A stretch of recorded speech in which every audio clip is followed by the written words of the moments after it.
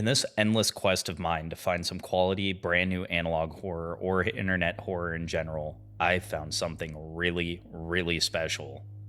Or I guess depending on how you look at it, it found me. And for those of you who haven't seen this yet, get ready. A few months ago, I got a message, which really doesn't happen that often, regarding a new analog horror series, and the more I watched it, the more I knew I was lucky enough to be one of the first to see the beginnings of something truly, truly special. You know, in all honesty, I'm definitely more into the type of plot that leans into cosmic horror elements, but I'm going to be upfront with every one of you. Nothing will ever be as effective as seeing horror rooted in both reality and a personification of something tangible, something we can all relate to. Fair warning, the series might still be in its infancy, but it packs a hell of a punch. Tonight, I'm going to take you all into this new series and see what we can make of this together, from its absolutely unique art styles to its hauntingly somber and oppressive themes. Let me introduce you to a new series called The Silencer.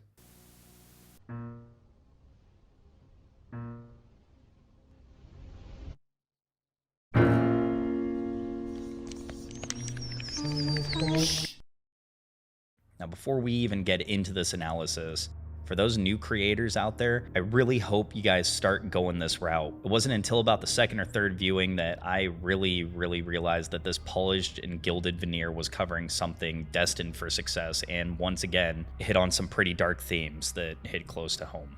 Before you watch this though, also, I do highly advise that you go watch the full series. It 100% deserves to be watched without breaks in pacing, and once you go like and sub to their channel, come back for my analysis, which hopefully will actually make sense with that context.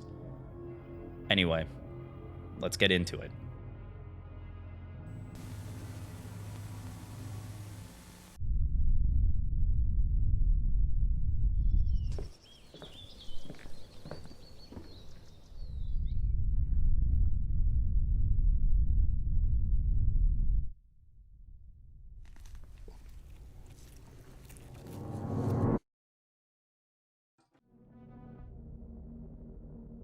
Our first look into our main subject, Sophia, gives way to a vague but powerful first look at our boogeyman of the series, a tall, menacing shadow reminiscent of Boisvert's work.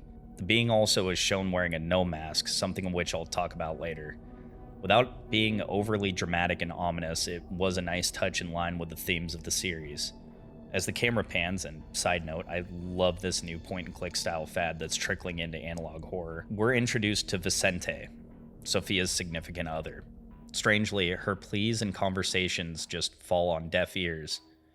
No matter how hard she tries, it's as if she doesn't exist anymore, locked away in a strange purgatory with this lanky shadow being ever present. Even more upsetting, it's revealed that no one can hear me. As they lie in bed, she feels the presence of this thing, yet still no response. Will I be trapped forever? Ugh, Jesus, that sound design is just, that's so good.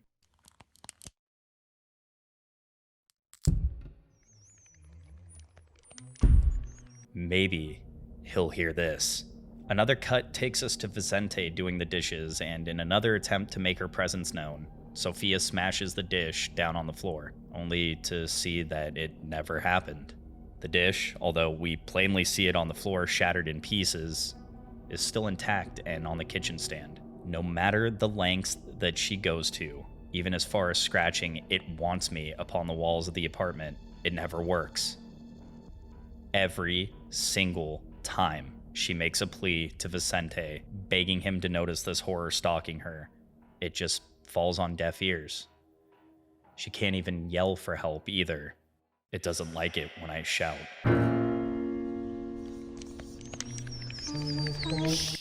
The Silencer's mere existence in Sophia's world is horrifyingly staggering, and honestly, this is what got me reeled into the series more than anything else. We could talk nonstop about how awesome the point-and-click style of animation is, but the vile, manipulative, and almost playful evil nature of this series' namesake is one of, if not the best hooks for this project. It knows it's winning this battle for sanity against Sophia. It has her already in its clutches. It's clear this has become a battle of attrition for who gives in first. The lack of vibrant colors in this series really helps add to the oppressive atmosphere. A along with the variations of pitch and that piano noise over the dialogue. You don't even feel the desperation, you just live it while watching it. At least that's how I felt.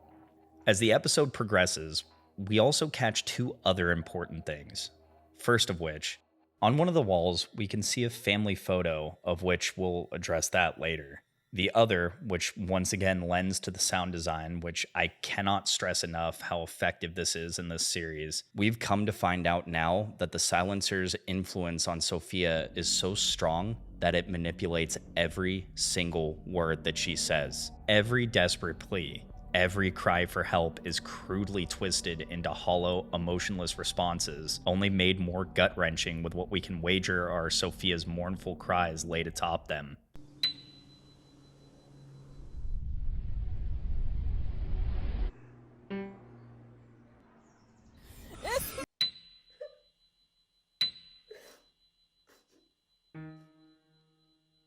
She's never alone.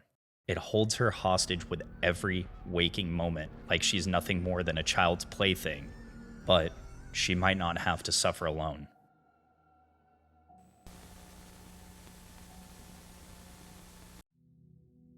Okay, this second episode, this is where the story gets really dark and deals with a pretty heavy topic for some. In the next episode titled, I Need a Drink, we begin with more of the same from the first episode, with Sophia's pleas failing to register with Vicente, as we can assume the words coming from Sophia are being twisted into crude mockeries of what they once were by the silencer. A sudden knock comes from the door, and we're greeted by Julio, Sophia's brother, who was mentioned in the last episode. Yet another vain attempt is made by Sophia to get everyone's attention by breaking the six-pack Julio brought over, but it only yields the same results as before. My brother isn't doing well. He'll smoke the wrong thing one day.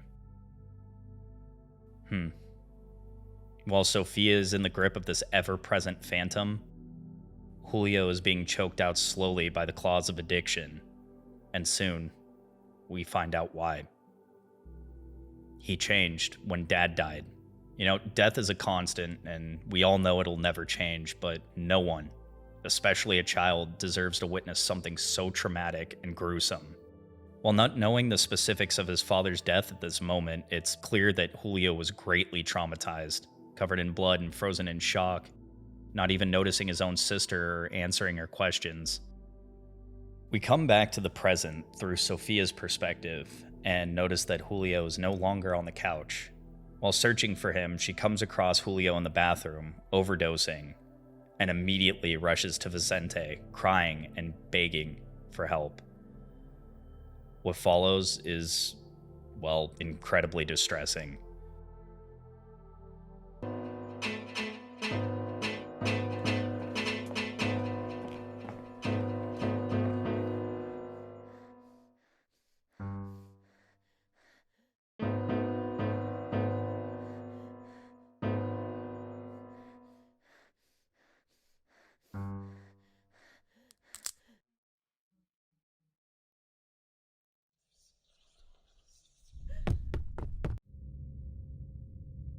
This thing, the silencer, has even more malevolent intentions than we thought before, manipulating her frantic cries into something so mundane as her brother fades out on the bathroom floor. I really love how effective the pan back to the hallway is, where you see the silencer right behind her, hand up her metaphorical neck sleeve, turning this unfolding tragedy into something for its own amusement.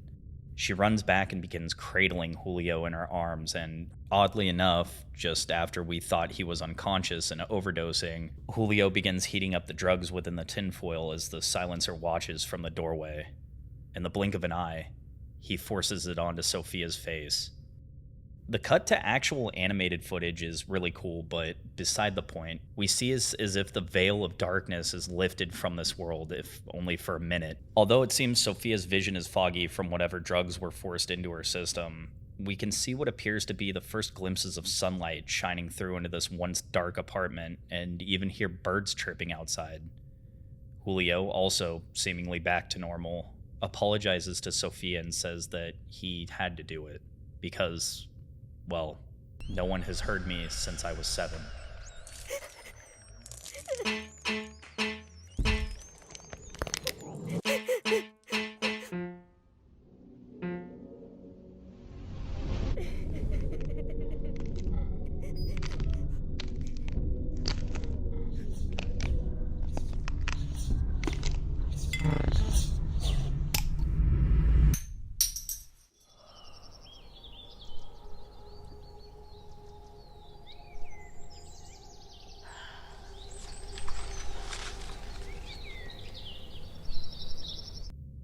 Man, when I tell you I got goosebumps at this point, I got goddamn goosebumps. Sophia didn't have to suffer alone because Julio was suffering with her, ensnared in the same cage crafted by the silencer. The trauma born from seeing his father die took form as what I can assume to be the silencer, and ever since then, had him in a stranglehold impossible to shake out of, unless, of course, the pain was numbed by drinking, by clouding the mind, by being sedated, numb, deaf, and mute. The only way to get a reprieve was to fight fire with fire, even if it meant self-destruction. And to me, that's equal parts terrifying and distressing. With this revelation, Julio grabs Sophia and tells her that they need to leave ASAP. While in the car, on their drive, he offers a pipe and tells her, "Take this, or it will take you." And with that, we've reached the end of what the story offers so far.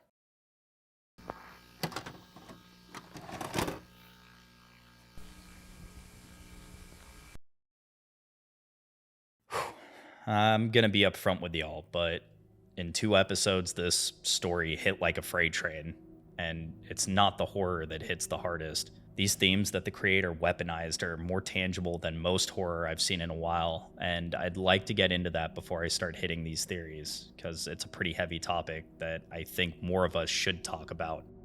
Now, I'm going to share something about myself that I'm not necessarily proud of nor fond of sharing, but for the sake of this video and understanding who I am, I'll go ahead. So, I've been sober for 2 years now, and especially while I was enlisted in the Navy, I drank heavily to escape the stresses and, to a degree, trauma that I was faced with. Seeing this concept utilized in the silencer really hit me hard because of how well I could relate to it, honestly. Julio especially, given that he was the first to discover that the only way to suppress this being was by numbing his mind. I was both shocked and impressed to see analog horror dive into this territory, as realistically the only other time we've really seen something close to this was Sophie Walton and her pills in the Walton Files. But to me, this is something much, much heavier. This isn't suppression of hysteria or hallucinated ghosts. This is pure trauma. The silencer, to me, represents the shadow that hangs over us after trauma and tragedy take hold, and how some of us choose to self-medicate as a means to suppress that grief and guilt. The way that the silencer changes Sophia and Julio's actions and words serves well as an eerily accurate description of the series' overarching themes. To Sophia and Julio, this seems like nothing more than an outward internal cry for help, but this oppressive shade, the silencer that hangs over them, forces them to hide the true pain and grief they've experienced. The only way for them to relieve this is to drown out the sorrow with drugs and alcohol, which is an incredibly slippery slope in and of itself. Trust me, I know.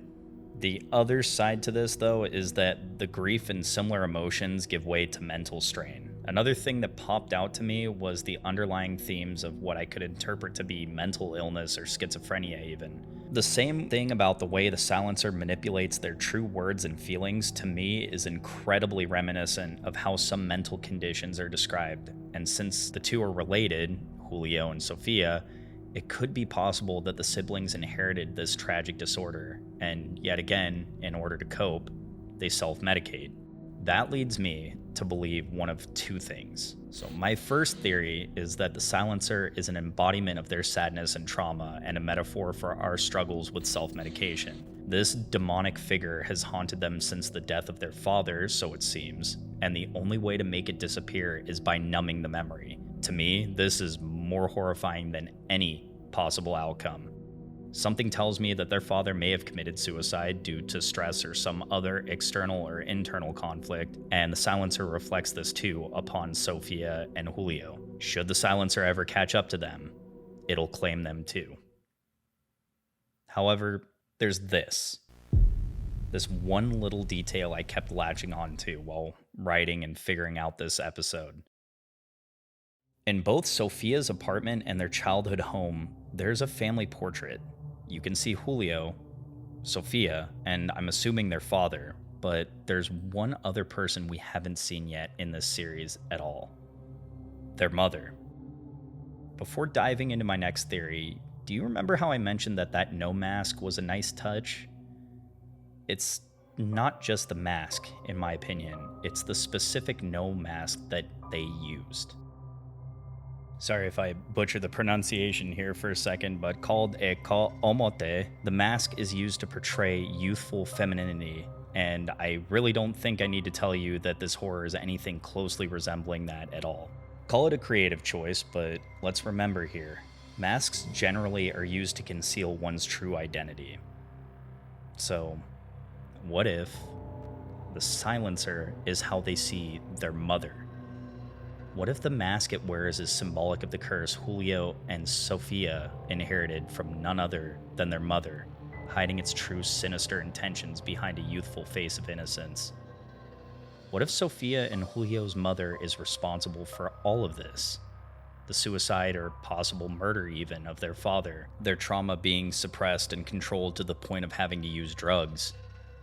It could be possible, but there's still so much story left in this series. There's too many loose ends, and I'm sure there's much, much more trauma to unpack. What you're about to hopefully finish watching here is an analysis on something I believe is truly special and has only just begun. Between the art direction, the sound, which, by the way, I absolutely loved, and above all, the overarching theme, this analog horror series is going to be something incredibly important to keep an eye on. You can clearly see all the influences from the Babadook, Obelisk, and other various internet horror, but it translates them into such a unique story that, in my opinion, it might become one of the best new analog horror series out there. On that note, I do also want to briefly take this time to remind you to not only go check out and subscribe to The Silencer and Nowhere Found, obviously, but really go check on your loved ones too. Ask if they're okay. Everyone has their struggles, but no one should have to carry that weight on their own. Love you all, and stay weird.